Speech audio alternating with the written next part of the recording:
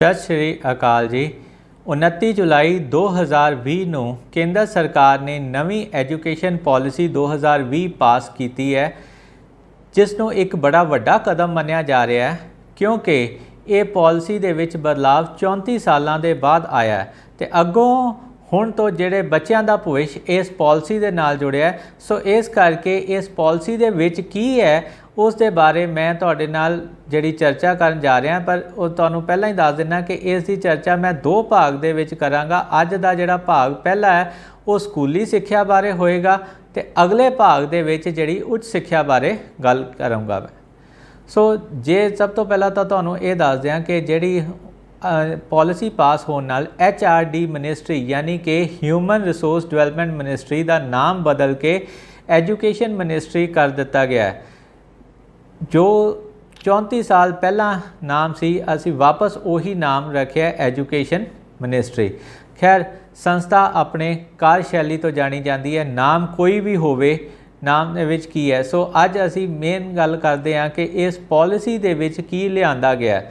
सब तो पहली गल तो 10+2 सिस्टम जिहड़ा चल रहा सीगा वो ख़त्म करके 5+3+3+4 सिस्टम नूं लागू किया गया है। सो ये सिस्टम की है, इस सिस्टम दे विच 12 साल स्कूल दे ते 3 साल जिहड़े पहला प्री स्कूल दे सीगे चलदे हुंदे, जिन्हां नूं प्राइवेट दे विच ये कहंदे सीगे नर्सरी LKG UKG, उधरों पिंडां दे विच इहनूं आंगणवाड़ी या बाल वाटिका कहा जाता सीगा।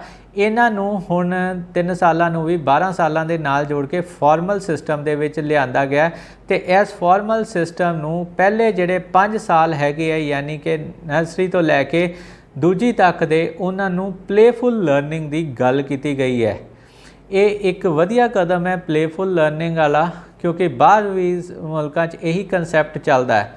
पर एक जिहड़ी इहदे नाल सब तो जुड़ी चीज़ ते सब तो वड्डी मुश्किल जिहड़ी अड़ी हो सकती है वो ये है कि की सरकार कोल प्लेफुल लर्निंग लई ट्रेंड स्टाफ हैगा ते प्लेफुल लर्निंग लई जो इंफ्रास्ट्रक्चर चाहिए हैगा, यानी कि उहदे क्लासरूम स्मार्ट क्लासरूम जिहड़े करके फिर उहदे विच जो समान साजो समान होर जिहड़ा चाहिए हैगा प्लेफुल लर्निंग लई की सरकार इस बजट दे विच वो सारा कुछ जिहड़ा प्रोवाइड कर सकेगी। क्योंकि जिहड़ा हुण पैसा चल रहा उहदे नाल तां काफ़ी सरकारी स्कूलों दे कोल हजे तक भी पूरे कमरे नहीं हैगे, कईयां कोले डैक्स नहीं हैगे, ना ही उत्थे तप्पड़ हैगे, ना ही दरियां हैगियां ते ना ही ब्लैकबोर्ड हैगे है। सो ये इत्थे आके एक बड़ा वड्डा क्वेश्चन मार्क आ जाता है इहदी इंप्लीमेंटेशन ते। दूसरी गल जिहड़ी है वो ये है कि वोकेशनल कोर्सेज जिहड़े हैगे आ वो 6वीं तो स्टार्ट किए जाएंगे, यानी कि किता मुखी कोर्सेज भी पढ़ाई दे नाल 6वीं तो लैके 10वीं तक किए जाएंगे। हुण जे मैं थोड़ी जी झात ITI ते मारदा तां जिहड़े यानी कि साडे इंडस्ट्रीयल ट्रेनिंग इंस्टीट्यूट जिहड़े हैगे आ उन्हां दे झात मारीए तां ना ही उन्हां दे कोल कोई ट्रेंड स्टाफ है, ना ही उन्हां दी लैबोरेटरीज दे विच कोई समान हैगा। जो अध अधूरी सिक्ख्या लैके बच्चा पास होंदा वो अमली रूप दे विच किसी काम जोगा नहीं होंदा ते कारखानेदार अगों उन्हां नूं कह दिंदे आ कि तुहानूं कुछ नहीं आउंदा, तुसीं किसी काम जोगे नहीं। सो ये सारे दे विच जिहड़ा इंफ्रास्ट्रक्चर दा बड़ा वड्डा रोल हैगा। तो हुण जे असी ये गल करिए कि की सरकार ये इंफ्रास्ट्रक्चर कर सकती है पूरा स्कूलों दे विच, क्योंकि अदरवाइज की होना है कि ये सारा कुछ कागजी रूपों दे विच ही रह जाना है, कागजी कार्रवाई ही बन के रह जाएगी। सो जे असी इहनूं देखते हैं कि जे एक वोकेशनल कोर्स चलाउणा है, यानी कि एक वोकेशनल कोर्स चलाउण लई एक अध्यापक एक टैक्नीशियन चाहिए है, तो जे एक स्कूल दे विच 6 वोकेशनल कोर्स चलते हैं तो यानी कि जिहड़े हैगे आ वो घट्टो घट्ट 12 नवे मैंबरां दी भर्ती करनी पैंदी है, स्टाफ मैंबर रखने पैने हैं, 6 लैबोरेटरियां बननियां, फिर उन्हां दे विच साजो समान जिहड़ा रखिया जाना है। तो जो साडा अर्थव्यवस्था का ढांचा है कि सरकार ये विच ये सारा पूरा कर सकेगी, ये इंफ्रास्ट्रक्चर प्रोवाइड कर सकूगी। इस दे नाल ही गल आउंदी है जदों प्लेफुल लर्निंग दी ते इंटरैक्टिव लर्निंग दी, तां इहदा मतलब है कि जिहड़ी स्टूडेंट टीचर रेशो होर घटेगी।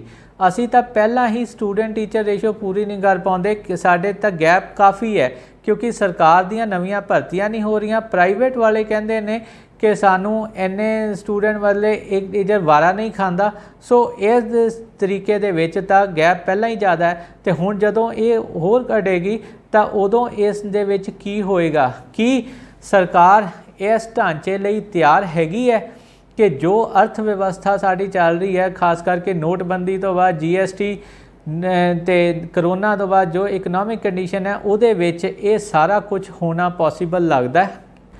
सगों स्कूलों के विच एनवायरमेंटल साइंस वर्गे सबजैक्ट, एनवायरमेंटल साइंस तो मेरा भाव हैगा कि जिहड़े सबजैक्ट उन्होंने वातावरण बारे उदों अपने आले दुआले बारे दसन, उहदे नाल ही एक सबजैक्ट उन्होंने रोज़मर्रा की जिंदगी बारे दसे वो भी लाना चाहिए, जिहदे विच उन्होंने ये पता लगे कि सरकारां पंचायतां किवें चुनियां जांदियां, देश का प्रबंधकी ढांचा किवें चल रहा है, तो आम बंदे लई किहड़ी सरकारी सहूलतां मिल रही हैं, तो फिर नाल बीमा योजना की है, किहड़ियां पॉलिसियां चलदियां हैं, तो किवें वो लैणियां पैंदियां, ते किवें उहदा फायदा की है, इवें पेंशन का की फायदा हैगा। इस दे नाल ही उन्होंने बैंक खाता खोलण बारे की डॉकूमेंट चाहिए हैं, तो किहड़े फॉर्म भरने हैं, ड्राइविंग लाइसेंस लैना तो किहड़ा फॉर्म भरना है तो जमा करवाना है, इस सारियां चीज़ां बारे ना चाहिए। क्योंकि काफ़ी बच्चे कई बारी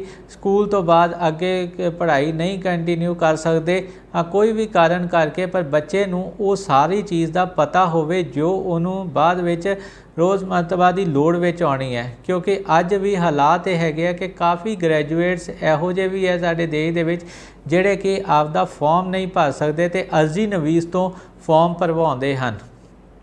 इस दे नाल एक होर चीज़ आई है कि जिहड़ी पढ़ाई हैगी है खास करके 5वीं तक वो जिहड़ी है माँ बोली दे विच रीजनल लैंग्वेज कराई जाए। मेरे हिसाब नाल जिहड़ी हैगी है बच्चे नूं तिनों भाषावां आउणियां बहुत जरूरी है। वो 3 भाषावां हैगियां माँ बोली, राष्ट्र भाषा अते जिहड़ी हैगी है विश्व भाषा अंग्रेजी।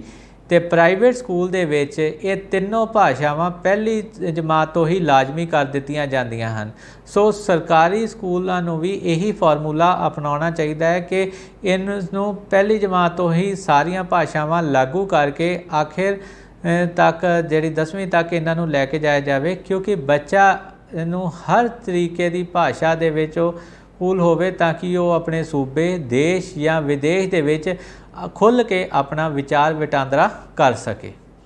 इस दे नाल जिहड़ी सब तो वड्डी चीज़ होर आई है कि हुण जिहड़ा हैगा 10वीं तो बाद जो स्ट्रीम सिस्टम चल रहा है, यानी कि आर्ट्स कॉमर्स साइंस, ये स्ट्रीम सिस्टम ख़त्म कर दिता है। तो बच्चे कोई भी सबजैक्ट यानी कि बायोलॉजी नाल अकाउंटेंसी भी पढ़ सकता है, हिस्टरी भी पढ़ सकता है, जो बच्चे की मर्जी है वो पढ़ सकता है। पर इस दे उत्ते हजे पूरी क्लैरिटी नहीं आई, क्योंकि पॉलिसी दे विच कहा गया है कि पूल क्रिएट किए जाएंगे। हुण पूल किवें क्रिएट किए जाते हैं, की हुंदा उस पूल च, उस बारे पॉलिसी दे विच कुछ नहीं आया हैगा, वो आने वाला समा ही दसेगा। इस दे नाल एक होर तर्क भी आया कि बोर्ड एग्जाम्स नूं ईजी करना है, वो किस तरह करना है उहदे विच भी पॉलिसी दे विच कोई क्लैरिटी नहीं हैगी। वो आने वाले समय दे विच ही पता लगूगा किस तरह करते हैं। पर पेपरां नूं लैके 2 चीज़ां आईयां हन कि 5वीं अते 8वीं दे पेपर होणगे ते बाकी क्लासां लई परख दा सिस्टम चलूगा, यानी कि टीचर अपनी असैसमेंट करके लाउणगे कि बच्चे ने की कुछ सीखिया ते किवें उहनूं अपलाई करदा है। बच्चा सैल्फ असैसमेंट स्वयं असैसमेंट जिहड़ी हैगी है वो करेगा, तो एक उहदे नाल बच्चे उहदी असैसमेंट करके देणगे, उहदे ते उहदा रिपोर्ट कार्ड तैयार होएगा। ये गल कहण नूं तां बड़ी चंगी लगदी है, बट इहदी इंप्लीमेंटेशन दे विच काफ़ी दिक्कत आऊगी। एक सब तो वड्डी गल आ रही है वो हैगी है इनदी इंप्लीमेंटेशन नूं लैके बजट नाल जुड़ी हुई कि पॉलिसी दे विच कहा गया है कि जिहड़ा बजट है वो 4% तो लैके 6% ताईं GDP का पड़ादा तरीके नाल रखा जाएगा। पर जे मैं अज की गल करदा हाँ तो बजट जिहड़ा 2021 का ही रखा गया हैगा वो GDP का सिर्फ 0.5% ही है।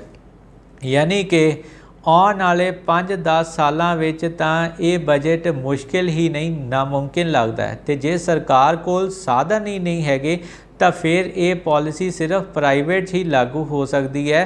तो ਪ੍ਰਾਈਵੇਟ ਦੀ ਫੀਸ ਭਰਨਾ ਕੋਈ ਸੌਖੀ ਗੱਲ ਨਹੀਂ ਹੈਗੀ। ਯਾਨੀ ਕਿ ਸਾਡੀ ਆਬਾਦੀ ਦਾ ਕਾਫੀ ਵੱਡਾ ਹਿੱਸਾ ਜਿਹੜਾ ਹੈਗਾ ਆਪਣੇ ਬੱਚਿਆਂ ਨੂੰ ਚੰਗੀ ਸਿੱਖਿਆ ਨਹੀਂ ਦੇ ਪਾਏਗਾ। ਧੰਨਵਾਦ।